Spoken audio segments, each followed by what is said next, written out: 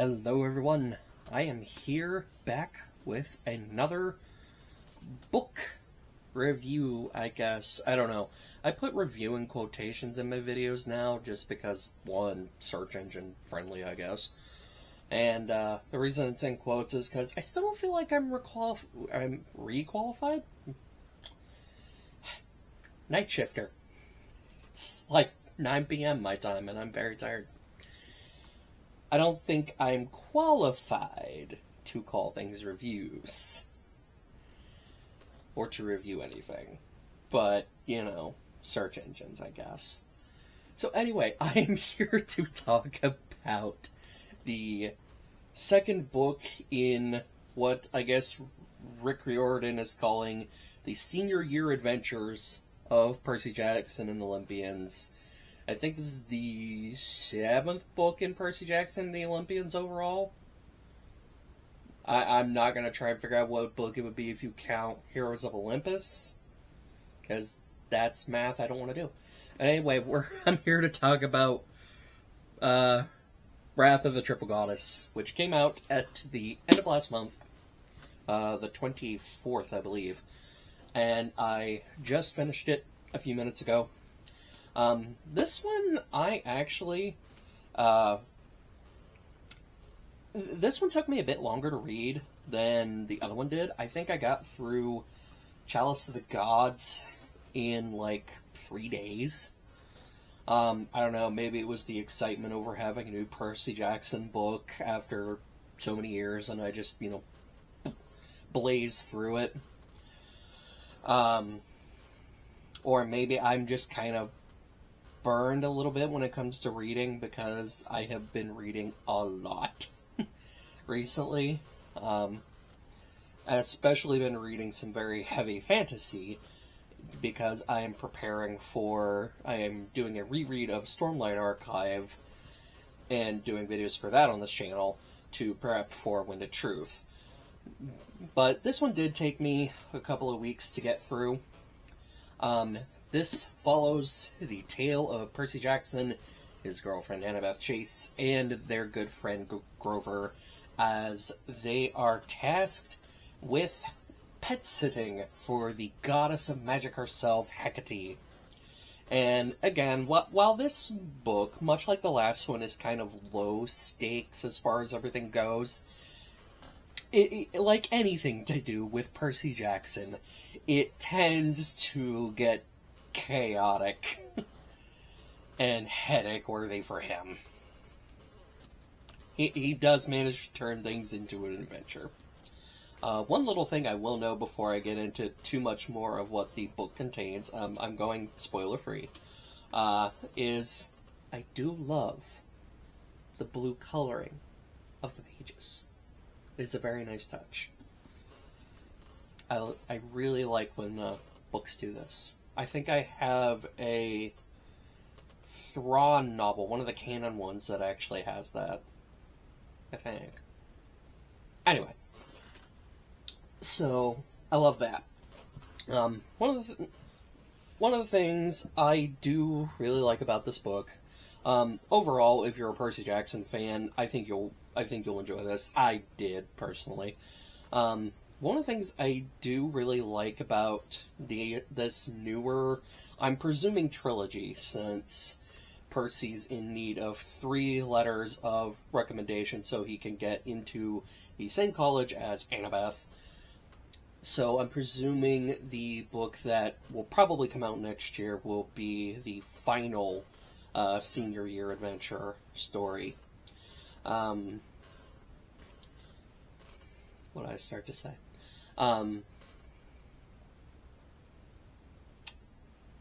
That brain just, like, died.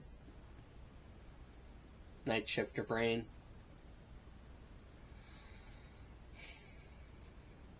I'm gonna do a lot of editing on this one.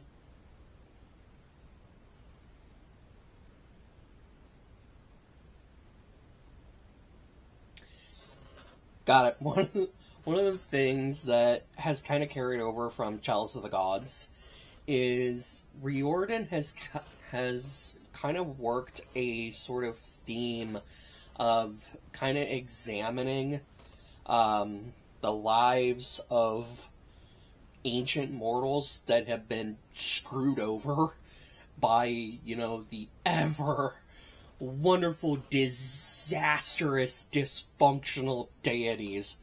Alliteration. That is the Greek pantheon.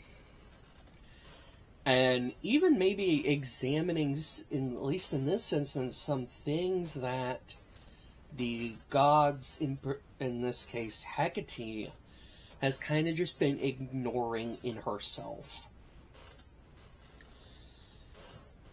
And I really like that sort of take when it comes to the gods. I mean, we're used to all the, great and mighty and really awful things that some of the gods can do. We're used to the big adventures of these well-known heroes, and, a lot of which has worked its way into the other Riordan books, particularly anything to do with the Greek pantheon.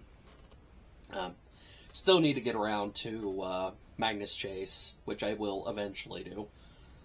And maybe try giving Apollo another shot. I don't know. I think I tried reading the first one and it just didn't click with me. I might try it again. But anyway, it's very rare, I feel like, that we get a more personal examination into sort of the Greek gods as people. Because even though, like, they're called gods, they were worshipped as deities. If you really stop and look at it, the Greek deities are just really jumped up in power, petty-ass people. Like, they really are. And so, it's interesting to see when stories kind of take that take. At least I think so. And I'm looking forward to see what Riordan does for the last book, presuming in this trilogy. Maybe the last Percy Jackson book in general. I don't know. I'm pretty sure these are all meant for, like, young adult audiences, and Percy's about to be a full-on adult. Like, I think he is. Like, he's going to college soon. So, it'll be interesting to see where Riordan goes from here. If he goes anywhere, who knows. Anyway, I think that's about all I want to say.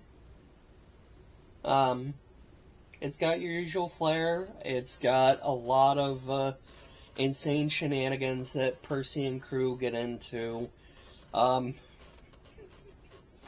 There's one beat in the book that is just the perfect amount of Greek goddess just screwing with Percy's life that I just sat there and laughed after reading it. It's very early on in the book. You can't miss it. Oh. It's like, yep, it's like, you, like, the gods are just the worst.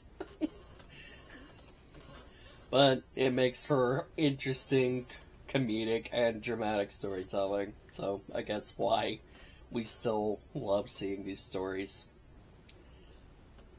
It's got all your usual Percy Jackson flair.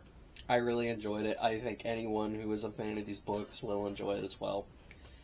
And that's pretty much it. And I'm probably going to be lazy and not edit any of my, brain shutting off out because I don't feel like doing that work. Professionally unprofessional. Anyway, I'll see you guys next time.